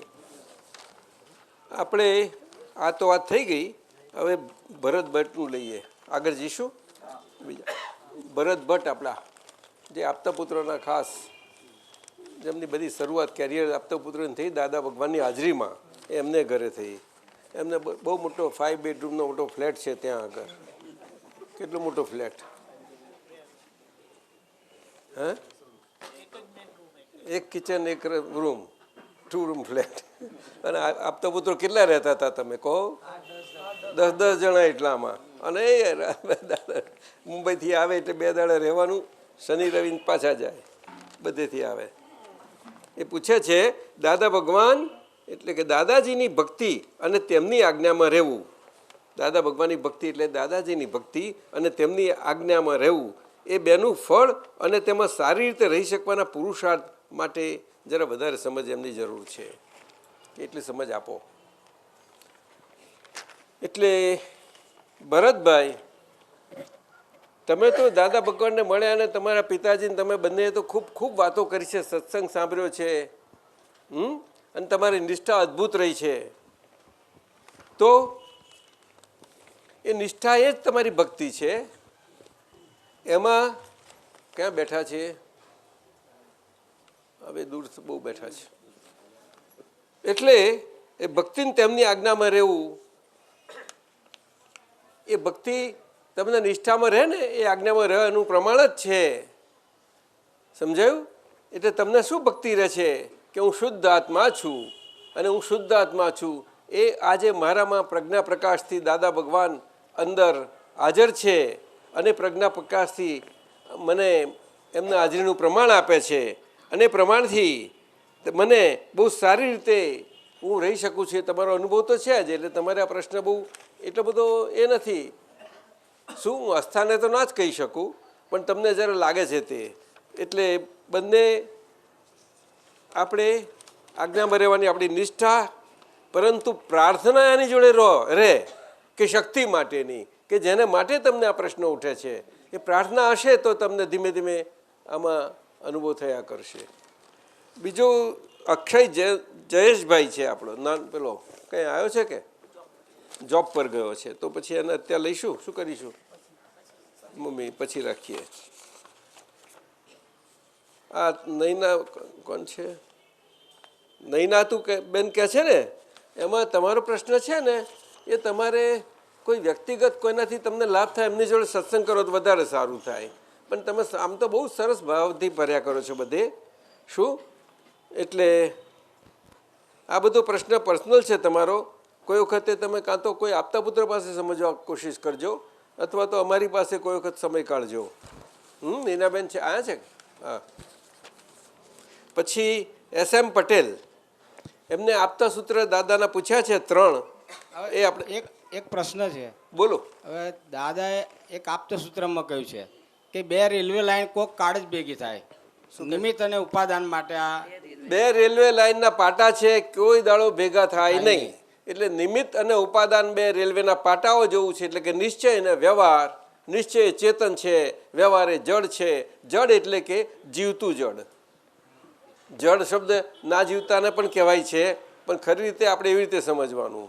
સમજાયું ને? એટલે જીવતું આજુ પૂતગલ એટલે આપણે બોલીએ છીએ કે આ માટીનો દેહને માટીમાં મળી જવાનો. આમ તો બધા કહે છે, પણ કોઈ માનતું નથી. એવું કોઈ એવું તૈયાર નથી. એમ કોઈ એ તો છે ત્યાં સુધી રહ્યા જ કરવાનું બધું. સમજાયું ને? આ બધું વિચારે કરીને બધું સમજાવવું જોઈએ. તો આ લઈએ આપતા સૂત્ર. તમે કહ્યું છે નમો વિતરાગાય દાદા ભગવાનના અસીમ જય જયકાર. ઓમ રીમ દાદા ભગવાન શરણમ ગચ્છામી. આપતા સૂત્ર નંબર 1824. ક્રોધ, માન, માયા, લોભ છે એમાંથી સ્વાર્થ ઊભા રહે છે. એટલે ભાન નથી કે કોનું મરણ થાય છે ને કોનો જન્મ થાય છે. આ તો બિલીફ જ રોંગ બેઠેલી છે. પણ ઘણા કારે આગળ વધતા વધતા જ્ઞાની પુરુષ મળે તો ભાન થાય કે જન્મ મરણ એ તો અવસ્થા છે, ફેઝ છે, મોડિફિકેશન છે, અવસ્થા. એટલે મૂળ જન્મ મરણના ચક્રવાનું કારણ શું? તો કે આપણે ઈચ્છીએ કે ના ઈચ્છીએ, ચાહીએ કે ના ચાહીએ, છતાં અંદરથી એવા જે સંજોગો જે એના ભેગા થાય એવા પ્રકારેના એ સંજોગોને કારણે 4 પ્રકારના મુખ્ય સંજોગો જે ક્રોધ કરાવે, અથવા તો માન રખાવે, અથવા તો માયાથી રખાવડાવે, અને લોભ અંદરથી રહ્યા કરે. એટલે ક્રોધ, માન, માયા, લોભ આ અંદરથી આપણને સતત એવી રીતે જીવાડ્યા કરે છે. કારણ શું? તો કે આપણે પોતાને જ જાણતા નથી હોતા કે હું કોણ છું. અને જે નથી એને સારી રીતે અમે જીવ્યા કરીએ છીએ. એ ક્રોધમાન માયાલોભથી જીવાડે છે, એનાથી જીવીએ છીએ. પાછા જીવવાનો અધિકાર મળ્યો, બહુ સુંદર જન્મ મળ્યો મનુષ્ય તરીકે. અને ભારત દેશમાં, આ આર્ય સંસ્કારોના દેશમાં, આર્યન સંસ્કારો, એમાં આ વસ્તુ બન્યા જ કરે, સતત બન્યા કરે. એટલે ટૂંકામાં એને રાગને દ્વેષ કહ્યા, ક્રોધને માનને દ્વેષ કહ્યા, અને માયાને લોભને રાગ કહ્યો. એટલે રાગ ને દ્વેષ આ બે. અને આપણામાં દ્વંદ્વનું બહુ મહત્વ, દ્વંદ્વ બધે જ છે, પણ આમાં મુખ્ય પુરાણોમાં, શાસ્ત્રોમાં પણ આપણને સમજાવવામાં આવ્યું છે કે આ બેની વચ્ચે 2 રાક્ષસો કહેવાય છે. એની વચ્ચે આપણે કેવો ખુરદો આપણો નીકળે છે. કોઈને બધાને ના કોઈને કહી શકીએ, ના સહી શકીએ. દરેકનો અનુભવ થાય છે. આ તો આમાંથી આ વસ્તુ છે. એટલે જ્ઞાની પુરુષ મળે તો તરત આપણે ભાનમાં આવી જઈએ. ભાન ભૂલેલા, આ ભાન ભૂલેલા પૂછીએ તા કે ક્યારે ભાન ભૂલ્યા હતા, શરૂઆત ક્યારે થઈ હતી? એવું નથી. ભ્રાંતિને શરૂઆત ના હોય, સર્કલને શરૂઆતને છેડો હોય જ નહીં. તો ગમે ક્યાંથી કરશો તમે શરૂઆતને, ક્યાં છેડો કરશો? કોણ કહી શકશે કે આ ઈંડામાંથી મરઘી જન્મી કે મરઘીમાંથી ઈંડું થયું? કોઈ કહી શકે નહીં. ચાલ્યા જ કરે. બીજમાંથી વૃક્ષ કે વૃક્ષમાંથી બીજ ચાલ્યા જ કરે છે. કૃષ્ણ ભગવાને પણ બહુ સારું સમજાવ્યું છે. આ તો સંસાર વૃક્ષ ને આ તે ને ઘણું કે જેના મૂળિયા અધ્ધર છે, વૃક્ષ નીચું છે, એટલે અધોગામી છે. એનો મતલબ કહેવા શું માગે છે? અધોગામી છે. એટલે કે શરીરમાં આપણું હુંપણું આવી રીતે કામ કરે છે. એ શરીરમાંથી હુંપણું નીકળીને આપણે બ્રહ્મમાં એટલે આત્મ સ્વરૂપમાં ધીમે ધીમે સમજમાં આવતું જતું જાય. એટલે કે આપણી બુદ્ધિમાં એ પ્રમાણે બુદ્ધિ કબૂલ કરતી જતી જાય. તેમ તેમ એમાંથી એનું હળવાશપણું થતું જતું જાય છે. અને તો ભારતના જીવો પુનર્જન્મ માનનારા છે, એ પ્રોસેસમાં ચાલ્યા જ કરે છે. પણ જ્ઞાની મળે તો ઉકેલ આવી જાય છે એનો. એટલે અહીં એ જ આવ્યું કે મિથ્યાત્મનું અપાદાન થાય અને પોતાના સંકેતનું ઉપાદાન. એટલે જ્ઞાની એટલે ઉઘાડું ચેતન. ઉઘાડું ચેતન આખા વિશ્વમાં 7 બિલિયનની પોપ્યુલેશનમાં ભારતની 1.2 બિલિયનની પોપ્યુલેશનમાં એક નથી ઉઘાડું ચેતન. એટલે દેખાય નહીં એવું ચેતન. શું કહ્યું? ચેતન દેખાય એવું છે જ નહીં. બ્રહ્મ દેખાય નહીં કોઈને. અનુભવ જરૂર કરાય તમને. શું કહ્યું? અનુભવ કરી શકો છો તમે, પણ અનુભવી પુરુષો હોય એમની કૃપા ઉતરે તો તમારે અનુભવ પ્રમાણે તમારા હાથમાં આવે. એ બીજ સ્વરૂપ પડે છે આખું. અને બીજ સ્વરૂપ પડ્યા પછી તમારું એ જ બીજ અંદરથી કામ કરતું આ દેહની અંદર બાકીના વ્યવહારમાં એ પ્રકાશ બધો આપતું જ જાય છે. અને તમને પોતાનો જ આનંદ, જે પોતાનું સત સ્વરૂપ છે, બ્રહ્મ સ્વરૂપ છે, આત્મ સ્વરૂપ છે, અને એ પ્રમાણે તમારું બીજ પડ્યું એટલે તમારે બીજ ઓરિએન્ટેડ થયા. એટલે તમારું સત ચિત્ત એટલે હોવાપણું. શું કહ્યું? એટલે તમે બ્રહ્મ સ્વરૂપ છે એનું હોવાપણું એ પ્રકારેનું થયું. અને એમાં આનંદ જ હોય, બીજું કશું ના હોય. આનંદ બહારથી કઈ વસ્તુ ના આવે, એ અંદરનો છે સ્વભાવ, એ બ્રહ્મનો આત્માનો આનંદ છે. એટલે સત ચિત્ત આનંદ કે છે. અને વ્યવહારમાં પુરાણોમાં અને શાસ્ત્રોમાં અને શાસ્ત્ર જ્ઞાનીઓ પંડિતો બધામાં ધર્મોમાં પણ આ રીતે સમજાયું છે. કઈ રીતે? તો કે સત્યમ શિવમ સુંદરમ, આ રીતે સમજાવ્યું છે. સત્ય શબ્દ મૂકાયો છે પણ એ સત માટે મૂકાયો છે, પણ વ્યવહારથી મૂકાયો છે એટલે સત્ય શબ્દ આવ્યો. અને સત્ય માટે તો બધા ધર્મો એક્સેપ્ટ કરે કે ભાઈ સત્ય બોલવું જ જોઈએ, અસત્ય ના બોલવું જોઈએ. એટલે એ પ્રમાણ છે, આ બહારથી પરોક્ષ છે રસ્તાની. આગળ જઈએ કે ભાઈ? દાદાજી શું છે બોલ. દાદાજી જે લાઇકિંગ ભાઈ તું બધા બહુ બેઠા છે. લાઇકિંગ અને જે ડિસલાઇકિંગ છે એ કર્મ ફળ છે. કર્મફળ છે બેન. તો આપણે એવું કેમ લાગે કે જે ધારો કે કાંઈ બી એક ડ્રેસ ગમે તો આપણે એમ લાગે ને કે આ મારી ચોઈસ છે ને આ સારું છે, એવું એમ લાગે કે અત્યારનું છે. ના, મેં એમાં આપણું દ્વેષ ગમે એટલે શું હતું કે જેના પર બહુ રાગ થઈ ગયો હતો, અતિ રાગ, એટલે અત્યારે એ જ રાગ આપણી આગળ આવ્યો છે એટલે એને દ્વેષ સ્વરૂપે ગમવાનું આપણને ગમે છે આવ્યું જ રાગ સ્વરૂપે, દ્વેષ સ્વરૂપે, બે રીતનું છે. એટલે દ્વેષમાં જ રાગનું બીજ પડે છે અને રાગમાં જ દ્વેષનું બીજ પડે છે. આ નિયમ છે. પણ કળિયુગમાં ખાસ કરીને આ દ્વેષવાળો સમય વધારે છે એટલે એમાં બધા સૂક્ષ્મ રાગના બીજ પડ્યા કરે. એ બધું બહુ એ જ્ઞાની પુરુષની કૃપા, બીજું કંઈ જ નહીં. બેથી મુક્ત કરાવે અને તમે કોણ છો તેનું ભાન કરાવી દે, જ્ઞાન કરાવે. જ્ઞાન કરાવ્યા વગર ભાન ના થાય એટલે ત્યાર પછી એ છૂટી જવાય અને બાકીનો વ્યવહાર કર્મફળ સ્વરૂપ ઉગલતો જતો, ખાલી થતો જતો જાય. એ ખાલી થતી ટાંકી. મુખ્યત્વે બે દ્વંદ બધા ઘણા પ્રકારે કહેવાય. મુખ્ય ગમવું ને ના ગમવું. આગળ આપતસૂત્ર નંબર 714. મોક્ષની ભાવના સાચી ક્યારે કહેવાય? મોક્ષની ભાવના એક ધારી હોવી જોઈએ. આ તો કેવું કે એક દિશામાં મોક્ષની ભાવના હોય અને બીજી કેટલી બધી દિશાઓમાં સંસારની ભાવના હોય, તેનું પ્લસ માઇનસ થઈ જાય છે. મોક્ષની ભાવના પ્લસ હોય પેલું સંસારની ભાવના માઇનસ કરી નાખે અને મૂળ ભાવના પાછી ઉડી જાય. તે વખતે ભાવના તો એક ધારી હોવી જોઈએ તો જ ફળીભૂત થાય કે મારે આ સીએ થવું જ છે બસ. પછી એમાં વચમાં કંઈ આવવું જ ના જોઈએ. ગમે તેવું અઘરું લાગે, આ લાગે તે લાગે ભાવના. આ તો એક સ્થૂળ દ્રષ્ટાંત આપું છું તમને. ભાવના શું છે કે પોતાનું સુખ પ્રાપ્ત કરવું છે કે હું સુખી થાઉં. તો સુખની ભાવના એવી હોવી જોઈએ કે પછી એ સુખ પ્રાપ્ત થવામાં ગમે તેવા પ્રકારો આવે પણ એ ભાવના આપણને અચળ રહેવી જોઈએ. સમજાયું ને? બિલકુલ નિશ્ચળ રહેવી જોઈએ. પણ એ સહેલું નથી એટલું બધું. એટલે તો એને મુમુક્ષુ કયા અને એવી ભાવનાવાળા તીવ્ર મુમુક્ષુ કયા. એટલે તિતિક્ષક કહેવાય. તિતિક્ષક એટલે પોતે જ પોતાની નબળીઓ અને ખામીઓ માટે જાગ્રત રહેનારા તિતિક્ષા કહેવાય છે. નિંદ્રા આવે શરીરને પણ એને ઊંઘમાં આ તિતિક્ષાનું અંદર મશીન ચાલ્યા કરતું હોય એવું અંદર હોય તો એની પાસે પોતે આ કર્મફળ થોડું શરીર લાયા છે ને એમાં નિશ્ચય આમાં મુખ્ય આવ્યો. હા, નિશ્ચય તો પ્રાપ્ત વસ્તુ જાણતું નથી. નિશ્ચય તો કોઈ નિશ્ચય શબ્દ જ કોઈને ખ્યાલ નથી ને. એટલે આત્મા બ્રહ્મ આ રીતે બધા જાણે છે. એ તો તમે પ્રાપ્ત કર્યો છે એટલે તમને ખ્યાલ. સામાન્ય તો બધે જ બધું છે ને. બહુ મોટો વિશાળ વર્ગ છે. આગળ જઈએ. આપતસૂત્ર નંબર 3504. આ દીપકભાઈ આ દાદા ભગવાનના આપતસૂત્રોનું પુસ્તક છે તમારી પાસે? છે આટલું જાડું? બસ એનું વાત થાય છે. ચાલો ચાલો. તો જે મોટો થવા ગયો એ નાનો થઈ જાય. મોટો નાનો એ પૌદ્ગલિક છે એટલે કે જડ કે છે પૌદ્ગલિક, આત્મિક નહીં. બ્રહ્મ પ્રત્યક્ષ લઘુપણું બતાવે એટલો મોટો થયો. એટલે મોટા નાનાની હરીફાઈમાં સંસારમાં જે અસલ મોટાપણાનો અર્થ છે દાદાએ કહ્યો એ પરમાર્થ બહુ સારો કહ્યો કે જે નાનો થઈ જાણી શકે તે જ મોટો હોય. શું કહ્યું? નાનો થઈ શકે એ જ મોટો. એટલે નાનો થઈ જાણી શકે કેવી રીતે કહેવાય? એટલે આપણા ભારતમાં વિવેક ને બધા સંસ્કારો છે ને બધા. આપણે વડીલોથી નાના નાના નાના એનાથી નાના એ બધાને કેવા સંસ્કારો ચાલ્યા આવે છે.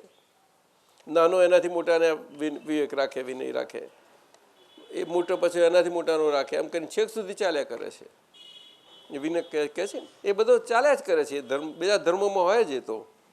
પરંતુ હકીકતમાં મોટાપણું દાદાએ અંદરના જીવનની રીત રસમથી સમજાયું કે આપણું અંદરથી રીત રસમ જીવન કેવું છે કે બધા જોડે હરીએ ફરીએ, બધા આપણને માન આપે, સન્માન આપે, મોટાપણું બતાવે, બધું કરે, પણ અંદરથી આપણને એવું ના રહ્યા કરે કે ના આ તો બધું વ્યવહાર કરે છે તે ના હું ક્યાં છું.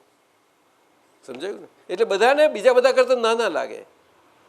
આજે સંત પુરુષ બેઠા હોય ગાદી ઉપર, પણ બધા બેઠા હોય ને કેટલી મોટી સંખ્યામાં બધા સાંભળતા હોય, છતાંય સંત પુરુષ લાગે કે આ તો મને અહીંયા આસને બેસાડ્યું છે એટલે, બાકી હું તો બધાની સાથે જ છું અને બધાના જ એમાં એવી રીતે હોવું જોઈએ. સમજાયું? અને જ્ઞાની પુરુષ માટે ખાસ કરીને આપણે આપણા જીવનમાં આ મોટા નાનાની સ્પર્ધામાંથી નીકળવા માટે આપણે જ્ઞાની પુરુષથી જેમને મળ્યા છે એવા બધાના એમાં એમના ચરણની રજ થઈને એ પ્રકારે રહીએ. ચરણની રજ એટલે ચરણમાં બેસવું ને એમની દૂર લેવી એવું નથી.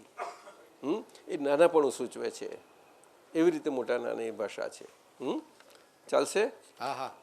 પ્રત્યક્ષ લઘુપણું એ કોણ છે? લઘુત્તમ. નાનું એટલે લઘુ, લઘુ અને મોટું એટલે ગુરુ. ગુરુ લઘુ એટલે આ શરીરનો સ્વભાવ ગુરુ લઘુ છે, પણ બ્રહ્મનો સ્વભાવ અગુરુ લઘુ છે. એક સરખો છે બ્રહ્મનો એટલે સ્વભાવ. પ્રત્યક્ષ લઘુપણું એટલે અંતરથી લઘુપણું આવ્યું. હા, એટલે આપણી વૃત્તિ જ એવી રહે. બધી વૃત્તિ આપણા બ્રહ્મ તરફની બધી વહેતી હોય ને ત્યારે આવું બધી વ્યવહારમાં એ જ રહે. વ્યવહારમાં બધું મોટાપણું નહીં લાગે કોઈને. ધીમે ધીમે આવે, એકદમ ના આવે. સ્વાતિબેન, માર્ચ 2012ના અક્રમ વિજ્ઞાનમાં આપણા સત્સંગનો લેખ આવેલ છે. આ સત્સંગમાં આપશ્રીએ પુનર્જન્મ વિશે નીચે મુજબ સમજાવ્યું. પુનર્જન્મ એક્ઝેક્ટ તીર્થંકરોની અને વિતરાગોની ભાષામાં અને ભગવાનની ભાષામાં સમજે તો કામ થઈ જાય. તો તમને લખો છો કે આ બાબતે તમને એમ સમજમાં આવ્યું છે કે મારું જ્ઞાન સ્વરૂપ એટલે સંજોગોના દબાણમાં જે પ્રકારે જ્ઞાનના સ્પંદનો ફેલાય તે પ્રમાણે પૂતગલનું બંધારણ થાય. એટલે કે જ્ઞાનના સ્પંદનો એવી રીતે ના ફેલાય તો પછી તો પૂતગલનું બંધારણ ના થાય જો જ્ઞાનના સ્પંદનો બધા ફેલાય તો. પરંતુ અજ્ઞાનના સ્પંદનો ફેલાય તો જ પૂતગલનું બંધારણ થાય, ત્યાં સુધી નહીં. અજ્ઞાન એટલે શું? કે જે અડધું ફરતું છે, હાલતું ચાલતું છે, જતું આવતું છે, એને આપણે સ્થિર માનીએ એ અજ્ઞાન છે. એટલે પોતે આ શરીર ને બધું, શરીરની બધી ક્રિયાઓ બધી પીગળતી, બરફની લાદીઓને પીગળતી હોય પીગળતી છે, એમાં હું પણ માનવું એ અજ્ઞાન છે. અને એની અસલ જગ્યાએ જ્યાં હું છીએ આપણે ત્યાં હું પણ માનવું એ જ્ઞાન છે. એટલે પૂતગલનું બંધારણ તો બહુ જુદી વસ્તુ છે. શું? એ તો બંધ કહેવાય, કર્મનો બંધ કહેવાય. ગીતાજીમાં કૃષ્ણ ભગવાને સમજાવ્યું છે આખું તે પ્રાપ્ત મનુષ્યનું જીવન અર્જુનને સમજાવે છે. આખો બોધ છે એમાં બેઝિક આ જ છે, પણ એ કોઈને મરમ પકડાય નહીં. આજે કોઈને નહીં પકડાય. અને એટલા માટે વિશ્વમાં બીજે બધે દેશે આ ગીતા વિશે જુદા જુદા મંતવ્યો પ્રવર્તી શકે છે. આજે આપણે રશિયામાં જોયું, આપણે બની શકે છે. કારણ કે આખા ભારતમાંથી કોઈ પણ એક કૃષ્ણ ભગવાનને હકીકત સ્વરૂપે સમજાઈ નથી શક્યું. હકીકત સ્વરૂપે. હા, ભક્તિ છે આપણી બધી જ છે, એ તો એમનું યશનામ કર્મ એવું છે એટલા માટે પૂજાય છે ઘણી સારી રીતે.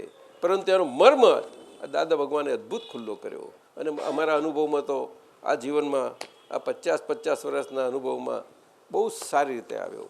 એટલે મારે ગીતા શ્લોકો મને તે કંઈ ના આવડે. શું? પણ 5000 વર્ષ પહેલાં કૃષ્ણ ભગવાન હતા ને એમને થતું તે હજુ મારી આજે છે, મારી પાસે. આ પ્રત્યક્ષ છે. રામ હતા ને રામના વખતે રામાયણ ઊભું થયું, બધું થયું, છતાં પણ એ હજી મારી આગળ છે બધું. આપ હાજર છો દાદાજી, અમને એનો પૂર્ણ લાભ લેવાનો. અમારા ફોઈ પ્રમાણ છે. દાદાજી દીપકબેન એમનું નામ, અને ફુવા છે નરેન્દ્રભાઈ, આંખના ડૉક્ટર છે. બહુ રહેલા એ તો. આપણે ગીતાની વાત કરી તો આપણે 7 અધ્યાય સુધી ગયા છે. છેલ્લો જ્ઞાન વિજ્ઞાન યોગ આવેલો સુરતમાં 1.5 વર્ષ પહેલા. હવે આપણે ચાલુ કરવાનું છે 8માંથી. આપને જ્યારે રજા મળે ત્યારે યોગ આવશે. એમની ઈચ્છા હતી કે આપણે સત્સંગથી નીકળે તો સારું પડે. કારણ કે જ્ઞાનીના હૃદયમાં કૃષ્ણ ભગવાનનો મર્મ છે, એટલે આપ થકી જો આખી ગીતા 18 અધ્યાય સુધી જઈ શકે તો બહુ લાભકારી થશે. જોઈએ આ મશીન કેટલું કામ આપે ચાલે જ છે ને? ફાઇન. સેજ આપશે. ચાલશે. સેજ આપશે. અમારા દીપકભાઈ અમારા છે, એમાં અમારા બહુ અમે સરખી મારા 6 મહિનાનો જ ફેર છે. હા, અત્યારે આ ઉંમર છે ને, પણ હજુ અમારે સોજિત્રા એટલે સોજિત્રાને ત્યાં આગળ લંડનમાં અહીંયા બધે બહુ સુંદર કામ કરે છે, બહુ સારી રીતે. આ સ્વાતિનું તારું બીજું શું પૂછવું છે કે મને? જ્ઞાન પામ્યા પછી એ બધું નાસાગ્રે બાસાગ્રે ના હોય. આપણે બધું શું આપણે તો ચિત્તમાં નિધિધ્યાસન વેદાંતનો શબ્દ છે, ઉપનિષદોમાં છે અને જૈન દર્શનમાં પણ છે. નિધિધ્યાસન શબ્દ બહુ અગત્યનો છે. નિધિધ્યાસન એટલે જે જોઈએ તે રૂપ થતા જઈએ આપણે. હવે શું જોવું છે સમજવાનું તમારે. તમે તો બ્રહ્મ સ્વરૂપ આત્મજ્ઞાન પામ્યા છો તો આત્મા સ્વરૂપ, આત્માને આકાર ના હોય, એ નિરાકારને જોવાનું છે. અને આપણી વૃત્તિઓ બધી સાકારી છે, બધી એમાં જોવાપણાથી આપણું નિરાકારીપણું આપણને એ તે રૂપ થતા જતા જઈએ આ સાકારી શરીરમાં. સમજાયું? એટલે એ થઈ ગયું. ચાલો દાદાજી ધીરુભાઈ લઈએ આપણે છે 5-1 મિનિટ લઈએ કે 5-10 મિનિટ. દાદાજી એટલે મારું વિતરાગ સ્વરૂપ ખરેખર દરઅસલ છે. તો ના, વિતરાગ સ્વરૂપ દરઅસલ છે. બરાબર, વાત સાચી. હા, બોલો. તો દરેક આપણા અંદર અંતસ્કરણમાં જે કંઈ ચાલતું હોય હા, એ દરેક ચાલવામાં એનું પાછળનું કારણ જાણવાનું એનાલિસિસ જે થાય કે આ ક્યાંથી આવ્યું ને કેમનું આવ્યું એમ, તો એ વખતે વિતરાગતા જતી રહે છે કે એવું કશું જતી નથી રહેતી, પણ એનું અંદર મનન ચાલ્યા કરે છે. તમારે મનન ચાલ્યા કરે છે એનું મૂળ શોધવા માટે. સમજાયું ને? એટલે આવ્યું ક્યાંથી એટલો એ મૂળ શોધવા માટે. પરંતુ ધીમે ધીમે સમજાશે કે એ તો જ્યાંથી આવ્યું હતું ત્યાં પણ જઈ રહ્યું છે એટલું સમજાશે ને તો બહુ કામ કરશે તમને. આ જતું છે અને હું આ છું એટલે એ આવ્યા વગર તો જાય નહીં. સીધી વાત છે. એટલે અત્યારનું જન્મથી તે આખર સુધીનું શરીર બધું જતું શરીર છે. એમાં નવું ઊભું થાય છે તે વસ્તુ જુદી છે આખી. કોણ હમણાં ભાઈ આજ જરા લઈ લઈએ આપણે ભાઈ. હા, શું પૂછવું કે મને? ના, એ વસ્તુ જુદી છે ભાઈ. તું ધીમે રહીને મળજે ને આપતો પુત્ર પછી બહુ તને સમજવા મળશે. એ દ્રષ્ટાંત છે એક જાતનું, પણ તું વિગતથી સમજીશ ને તો તને બહુ સમજવાનો આનંદ આવશે. હા, તારે નજીક કોણ છે આપતો પુત્ર? તો એમને પૂછી લેજે. હા, એમને વિગતથી સમજાવજો. ખબર છે ને તમને? આ ધીરુભાઈ ગાંઠાણી નીચેના અનુભવ સૂત્રો, અમારા અનુભવ સૂત્રોની ચોપડીઓ છે ને એમાંથી એમને પૂછ્યું છે. શ્રેણી નંબર 24 એમાં 154મું સૂત્ર. સમસરણ માર્ગ. સમસરણ એટલે કાયમનો ચીટકી રહેનાર નહીં એવો, ચીટકે અને છૂટી જાય તેવા સ્વભાવવાળો. જ્યાં સુધી ચીટકવાનું બંધ નહીં થાય ત્યાં સુધી છૂટવાનું બંધ નહીં થાય, અને સંપૂર્ણ છૂટવાનું બંધ નહીં થાય ત્યાં સુધી આ વ્યવહારનો નિકાલ નહીં થાય. આ બહુ ઝીણી વાત છે. એટલે સમસરણ માર્ગ એટલે સંસારનો માર્ગ. સમસરતો, સરી જતો, સરતો, સતત સરતો. સમજાયું ને? તેમાં શું છે હવે? આમાં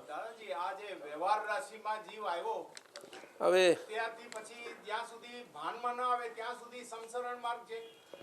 એ તો ચાલ્યા જ કરે ને. સમસરણ માર્ગ એટલે સરકતો, અને સરકતામાં સરકતો છે જોડે, એટલે સરકતો જ રહ્યા કરે. એ સરકવામાંથી જ્યાં એવો યોગ આવે એને, અને જ્ઞાની પુરુષ મળે એને મુક્ત કરાવે અને સ્થિર કરે, ત્યાર પછી એ બાકીનો રહી ગયેલો સરકવાનો બાકી ભાગ છે એ નીકળી જાય. હા, એટલે ભાનમાં આવે તે પછી આ બધો એ તો એટલે જ છે ને. એ કર્મફળ કૃષ્ણ ભગવાને આ જ કહ્યું છે. આખું જીવન કર્મફળ છે. પરંતુ એમાં તું જીવી રહ્યો છું એ તારો અધિકાર વાળો તારો જીવ છે. કર્મણ એટલે તું જીવનારો છું તે કર્મણ એટલે.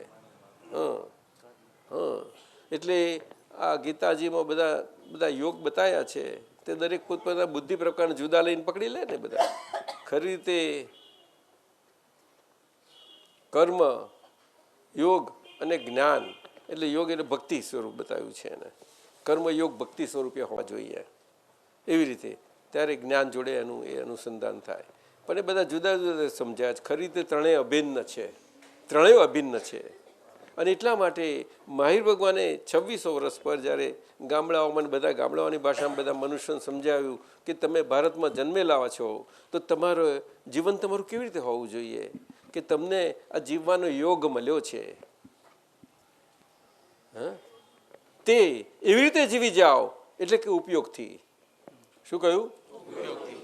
એવી રીતે જીવી જાઓ, યોગ અને ઉપયોગ, કે તમે તમારા માટે ના જીવો, અન્ય માટે જીવો. શું કહ્યું? અન્ય માટે જીવો. એ ભારતનું જીવન છે. અન્ય માટે જીવો એટલે આપણે બધા સમજાતું નથી કેવી રીતે, અંદરથી જીવવાની વાત છે. એ આપણી વૃત્તિઓમાં રહે છે, વૃત્તિઓમાં, જેને ઓબ્લાઇઝિંગ નેચર કહે છે. ઓબ્લાઇઝિંગ નેચરમાં આપણે લૂંટી ગયા નામ કે એવું વસ્તુ નથી બનતી. આપણે કોઈને કેમ મદદ, કોઈ પણ રીતે જે રીતે થતું એ મદદમાં રહીએ, એ પ્રકાર છે. સમજો? એટલે એ વસ્તુ જુદી છે આખી. અને દાદા ભગવાનનું જીવન તો બહુ સુંદર બાળપણથી ગયું છે, તે આ રીતે જ ગયેલું છે. 24માં સૂત્ર નંબર 168, લઘુભાવ એક જ એવો છે કે જે પોતાનું અમરપદ સાચવી આપે છે. રિલેટિવ પદ એ અમરપદ નથી, સ્વપદ એ અમરપદ છે. લઘુભાવ જ એને સાચવી શકે છે. લઘુભાવ રિલેટિવ છતાં એને સાચવે છે, એ જ કમાલ જુઓ ને. કારણ કે કયો લઘુભાવ એટલે શું? તો કે મુક્ત થયેલું પૂતગલ, મુક્તિ પામેલું પૂતગલ. બહુ સુંદર. એટલે મુક્તિ પામેલા મન વચન કાયા. એટલે કે મન વચન કાયાથી જે મુક્ત થયો છે તે, એટલે મુક્ત પોતે થયો છે એટલે કોણ? કે મન વચન કાયા મુક્તિ પામ્યા છે. એટલે એના કારણે પોતે મુક્ત થયેલો એવો તે અંદર મુક્ત જીવ, અંદરનો જીવ એ મુક્ત દશાએ જીવી રહ્યો છે અત્યારે. બાકીના શ્વાસ છે ત્યાં બધામાં, બાકીના વ્યવહારોમાં એ રીતે છે આખું. સમજાયું? એટલે જીવન મુક્ત દશા કહીને, અને એમાં એ મુક્તિનો સ્વાદ આપણને આ લઘુભાવે કરીને સચવાતો જતો જાય, તેમ તેમ આપણી મુક્ત દશા મહા એટલે મોટી નહીં, પણ ઉર્ધ્વ ગતિ પામતી જતી જાય, વિકાસ થતી જતી જાય, વર્ધમાન થતી જતી જાય. સમજાયું? એ રીતે છે. બરોબર છે? અમરપદ એ રીતે ડેવલપ થાય છે. હા, એ રીતે થાય છે. એ રીતે છે. પ્રકાશ લાદ્યો એટલે પ્રકાશ વધુ વર્ધમાન થાય છે. જેટલું બ્લોક છે એટલું નથી થતો, એટલે બ્લોક નીકળ કરે. લઘુભાવ બધો બ્લોક કાઢે, બધું બધા અંતરાળ બધું દૂર કરી નાખે, એટલે પ્રકાશ આખા શરીરમાં થાય. શરીર આ કર્મ એના ફળ સ્વરૂપ છે, એનાથી બધું રૂંધેલું છે ને આખું. પછી 24માં શ્રેણીમાંથી 238 સૂત્ર, વ્યવસ્થિતની આજ્ઞા. વ્યવસ્થિત ક્યારે?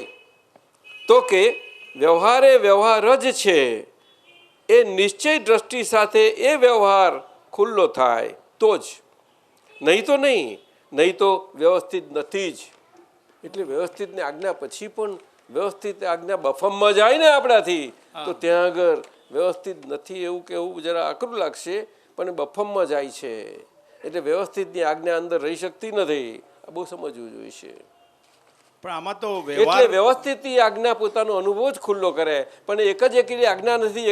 એક આજ્ઞા પર કોણ રહી શકશે? એવું બહુ સારું રહી શકે તો ઘણું સારું રહી શકે, બહુ સારું. સમજાયું? એટલે આ તો ચેતવણી સ્વરૂપ છે. આજ્ઞા, પાંચેય આજ્ઞાનું આખું સંકલન એવું છે કે કોઈ એકથી બીજી છૂટી પાડી શકાય એવી નથી. છતાં દાદાએ તો બધાને બહુ સહેલું કરીને કહેવા માટે કહ્યું કે એક પાડશો ને મારી જેમ છે તેમ, હા જેમ છે તેમ, તો પાંચે પાંચ પહેરાઈ જશે. એ કહ્યું ખરું, પછી આપણે એના શબ્દમાં લઈ જઈએ છીએ. મુશ્કેલી આપણી આ થાય છે.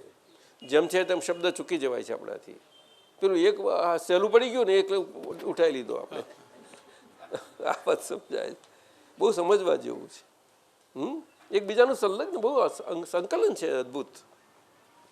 શું જીવ અને શિવનું, એટલે એ તો બે રીતે હોય. બરોબર છે ધીરુભાઈ? એટલે આ જે વ્યવહાર જે ખુલ્લો થાય નિશ્ચય દ્રષ્ટિ સાથે, વ્યવહાર ખુલ્લો થાય તો જ એ વ્યવસ્થિત છે એમ કે છે. હા, એટલે વ્યવહાર ખુલ્લો થાય આપણાથી, એટલે વ્યવહાર જ છે એમ. એટલે કે આપણો મન વચન કાયાથી જે કંઈ અંદરથી બનતું હોય, મનમાં જે ઉદ્ભવતું હોય, વાણીથી અંદરથી આપણે પોતાના અંદર અંદર ચાલ્યા કરતું હોય અથવા તો બહાર વ્યવહારથી બોલાતું હોય અને 5 ઇન્દ્રિયોથી બધું જે અનુભવ થતું જતું હોય એ બધું વ્યવહાર છે એમ. પછી એ હું નથી, બરોબર છે. એ હું નથી. ભાનમાં રહીને જે વ્યવહાર થાય, ભાનમાં રહીને એ તો વ્યવહાર થાય એ જ એ વ્યવહાર જ કહેવાય. જ્ઞાનમાં સ્વરૂપના ભાનમાં એટલે જાગૃતિ એ જાગૃતિ એટલે જાગૃતિના ભાનમાં રહીને ભાન તો વ્યવહાર થઈ થાય. ગયું, ભાન તો ખુલ્લું થયું છે. હા, એટલે એટલે જાગૃતિ. ભાનાત્મા ખુલ્લો થયો છે. હવે હા.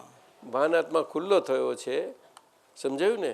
એટલે ધીમે ધીમે જાગૃતિના પ્રમાણથી જ્ઞાન આત્મા થવો જોઈએ, જાગૃતિના પ્રમાણથી. અને જાગૃતિ એવી હોવી જોઈએ કે જે આપણને પ્રાપ્ત સમજણ જે કંઈ મળ્યું હોય એ આપણામાં સમજ પ્રમાણથી સ્થિત થતી જવી જોઈએ, એટલે સ્ટેબલ થતી જતી જોઈએ સમજ પ્રમાણથી. સમજ અને સમજણમાં આટલો ભેદ છે. સમજણ એ પ્રાપ્ત વસ્તુ છે અને સમજ એનું પરિણામ છે. સમજાયું કે નહીં? એ ખાસ સમજવાનું આપણે. અને જ્ઞાની પુરુષ કહે છે અમે બીજું કશું કરતા જ નથી. બધા કહે કે તમારાથી આ થઈ ગયું તે કશું જ ના કરી શકે. દાદા ભગવાને કહ્યું કે કોઈનામાં સંદાસ જવાની સ્વતંત્ર સત્તા નથી ધરાવતું. નથી કૃષ્ણ ભગવાને સત્તા ધરાઈ, નથી રામે ધરાઈ, નથી મહાવીરે ધરાઈ, નથી આદિનાથ કોઈએ પણ નથી ધરાઈ શક્યું. કારણ કે સંદાસ જવાની સત્તા એ કઈ કોની છે એ સમજવું જોઈશે. એટલે દાદાએ તો ભેદ વિજ્ઞાન એવું સુંદર આપ્યું છે. મૂળ બ્રહ્મનો સ્વભાવ, આત્માનો સ્વભાવ અને શરીરનો સ્વભાવ બે જુદો જ નોખો. એ બે જુદું જુદું રહ્યા કરતું હોય. એટલે હંસની ચાંચની માફક આપણને તે વખતે તે ચાંચની આજ્ઞાધર્મની છે આપણી, એ આજ્ઞાધારીનું છે આપણી ચાંચ. એ પ્રમાણે રહેવી જોઈએ કે આ વ્યવહારને નિશ્ચય છૂટું રાખે. સમજાયું ને? છૂટું જ રાખે. દૂધને પાણી સાથે સાથે છે, છતાં પણ આજે દૂધ એના સ્વભાવથી પાણીને એને ભરવા જ નથી દેતું. અને પાણી ક્યારેય પણ એને દૂધની જોડે રહ્યા કરવાથી પણ દૂધ સ્વરૂપ થતું જ નથી. આ હકીકત ખરી કે નહીં? અને પાણી વગરનું દૂધ ક્યાં જોયું તમે મને કહો? તો કે અમેરિકામાં ડબ્બાઓમાં મળે છે. એટલે ડબ્બાઓ નહીં, મિલ્ક ફૂડ. અરે એવું નથી. દૂધ ને પાણીનો સંજોગ છે. ત્યારે તો ઘી મળે છે છેલ્લેમાં છેલ્લું. એવું આ છે કોનું છે? જ્યોતિબેન, તમે આ છેલ્લું છે, આપણે લઈ લઈએ ભાઈ. તમે શું પૂછ્યું? દાદાજીના સવિને પૂછવાનું કે આસક્તિ અને મોહ વચ્ચેની ભેદરેખા સમજાવવા કૃપા કરશોજી. એટલે કે જે આસક્તિ સંસાર પ્રત્યે એટલે કે પુત્રો પ્રત્યે હોય તેને સંપૂર્ણપણે જ્ઞાન ભક્તિ તરફ કેવી રીતે વારી શકાય? આસક્તિ અને મોહ બેની ભેદરેખામાં બેન એવું છે જ્યોતિબેન કે મોહ મુખ્ય વસ્તુ છે. મોહમાંથી આસક્તિ જન્મે છે. સમજાયું ને? તૃષ્ણા કહે છે, તૃષ્ણા એટલે તૃષ્ણા અને મોહ એનો બધો સમજે છે. તૃષ્ણા અને આસક્તિ કહે છે ને, અને એમાંથી આસક્તિ એ થાય છે, એટલે પરિણામ છે. એટલે મોહ એટલે શું? તો કે જે આપણે હું નથી તે હું માનવા પણ, એટલે શરીર તે હું નથી એ હું પણ આપણે રહીએ જીવીએ એની પ્રમાણે માન્યા કરીએ તે એ મોહ કહેવાય. અને એના કારણે આ મારું છે રહ્યા જ કરે, એટલે આસક્તિ રહે. હવે તમે પુત્રોની વાત કરી કે તમારે અત્યારે તમને પોતાનું હું તમને પ્રાપ્ત છે, તો પુત્રો પ્રત્યે કેવી રીતે જ્ઞાન ભક્તિ તરફ વારી શકાય? કોને પુત્રોને વારવાની વાત કરો છો કે તમારે વરવું છે? તમે કોઈને જ્ઞાન ભક્તિ તરફ વારી ના શકો, એ તો જ્ઞાનીનું કામ છે. પણ તમે પોતે અંદરથી જ્ઞાન ભક્તિથી વળો તો પુત્ર તમને જોઈને વળી જશે, ધીમે ધીમે વળતો જશે. એટલા માટે દાદાએ એક અદ્ભુત સિદ્ધાંત આપ્યો કે આ જગતમાં આ તો બધાને કામમાં લાગશે, આખા ભારતમાં વિશ્વમાં, કે કોઈને કિંચિત માત્ર સુધારી શકે નહીં સિવાય કે પોતે સુધરી જાય. પોતે સુધરેલો છે એના માટે આખું જગત સુધરેલું જ છે, અને ક્યાંય દોષ નહીં દેખાય. પછી આ દોષવાળા જગતમાં છીએ તો પણ દોષવાળા કહેવું પડે છે આપણે, કારણ કે દ્વંદ્વમાં રહેલું જ છે એ બધું. સમજે? પછી એની નજરો એવી થઈ જાય. બીજું તમે પૂછો છો ઉદય કર્મના ફોર્સ વખતે તન્મયાકાર થઈ જ ના, તન્મયાકાર થવાતું નથી, પરંતુ તમને ભાસે છે ખાલી. જેમ આપણે રણમાં જઈએ ને પાણી બહુ તરસ્યા થઈને બહુ ચાલ્યા ને થાકી ગયા અને પાછું પેલું જાજવાના જળ દેખાય ને એના જેવું થઈ જાય છે આ તો બધું. એટલે એ ભાસે આપણને, તન્મયાકાર ના થાય. સમજાયું? તન્મયાકાર તો તે રૂપ જ થઈ જાય, એટલે ખાલી ભાસે છે. એટલે આ બધું તમે સત્સંગમાં આવો તો જ સમજાય થોડું. અને આપતા પુત્રો બધામાં અને તમે આ બહેનોના સત્સંગમાં જશો ને તો વધારે સારું સમજાશે. ક્યાં રહો છો? તો પછી તમારે જવું એના મમ્મી છો તમે? પેલા આર્કિટેક્ટના ના એ નહીં? અચ્છા સારું.